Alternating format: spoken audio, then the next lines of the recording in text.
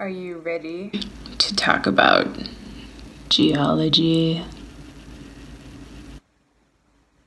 Happy Science/Geology Friday, whatever you want to call it. I'll think of something clever later to call it. But I realized that I said I was going to do this weeks ago and I haven't done it yet. And that's because honestly, I have no idea where to start. There's so much information about groundwater, about geology, about drinking water and protecting it, about contamination, that I was kind of overwhelmed. So I didn't know where to start. But I decided I'm just going to start by kind of talking about what I do for work because that's the basis of all of it. And kind of know a little bit about that, hopefully. So I'm a groundwater geologist. I work for the state of Nebraska, and I run a program called the Wellhead Protection Program for our state. And if you're not familiar with wellhead protection, it is essentially a program that was put into place by Congress in 1986. Oops. When the amendments to the Safe Drinking Water Act said that every public water system in the country has to be actively protecting their drinking water. So every public water system in the country has a wellhead protection area delineated. And what this is essentially a boundary around a community's drinking water supply wells. And it's kind of a boundary that says, okay, we're going to prioritize protecting this area because it's where our drinking water is sourced from.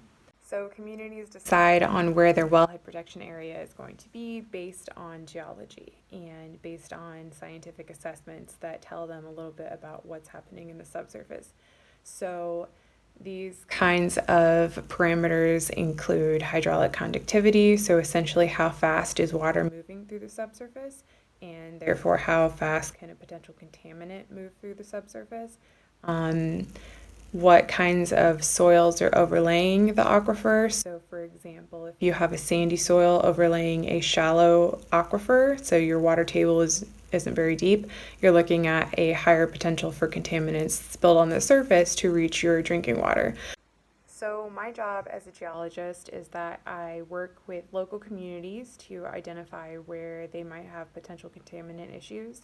A lot of our communities actually already have contamination issues, so we're looking at what are the sources, how do we move forward now that we have this problem, and that can mean siting a new well, tapping into another water supply, or maybe trying to retrofit an existing well. And then we also look at other potential contaminant sources and how to potentially eliminate them, and then planning for the future. So how can we implement on-the-ground practices to prevent future contamination from happening? And then on kind of the government side, I work closely with the EPA and with other state agencies to kind of do the scientific assessments and analysis of what is happening with communities' local geology.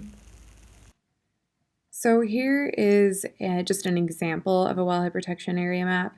So this is a big part of my job. I create these maps by running a groundwater model. And the model essentially tells me what direction the groundwater is flowing in that area.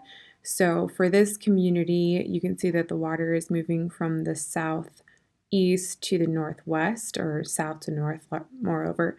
And the different little tails that you see on there with the different colors are time of travel paths. So essentially what this is saying is that if a contaminant enters the water at a certain distance from the wellhead, it will take either 50 to 1 year to move to that community's wellhead.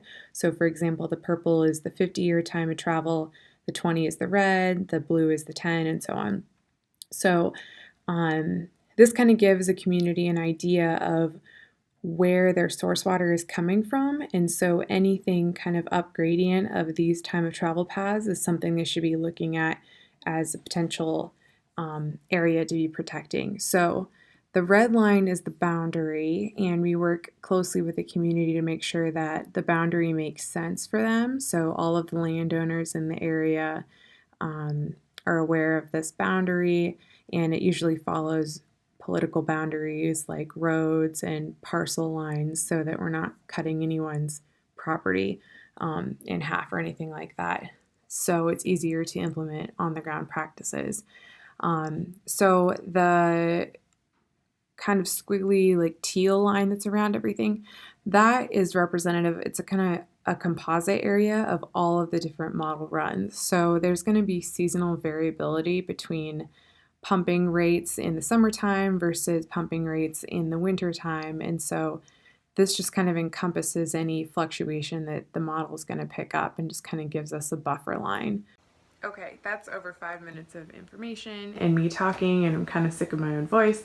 So I think I'm going to call it quits there. And next week, I'm going to talk more about the geology, so delving into aquifers, porosity, hydraulic conductivity, and all kinds of cool stuff like that. So talk to you soon. Also, I just wanted to say that hopefully in the future I can figure out how to add more photos, maybe some music, maybe add a little production value to the whole thing. I have no idea what I'm doing, so right now just the fact that I can record my voice, even just with my phone, is pretty impressive.